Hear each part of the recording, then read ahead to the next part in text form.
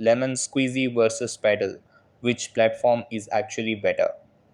Hey guys, in this video, I am going to show you which platform is actually better among Lemon Squeezy and Paddle. So make sure to watch this video till the end and let's get started. So, beginning with Lemon Squeezy. Lemon Squeezy provides a simple and user friendly platform perfect for selling digital products. It is tailored to digital product creators, including those selling software, ebooks, and subscriptions. Handles international tax compliance, including VAT and sales tax, easing the burden of global sales. It supports subscription services with built in tools for managing recurring payments. Accepts payments from a variety of methods, including credit cards and digital wallets, enhancing global reach. Offers fewer customization options for storefronts and branding.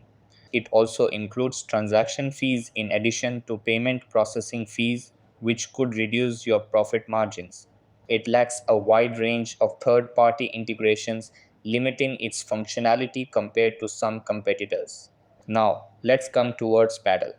Paddle is designed specifically for SaaS businesses, offering tools to manage subscriptions, payments, and compliance. It handles all tax compliance, including VAT, sales tax, and invoicing, simplifying global transactions.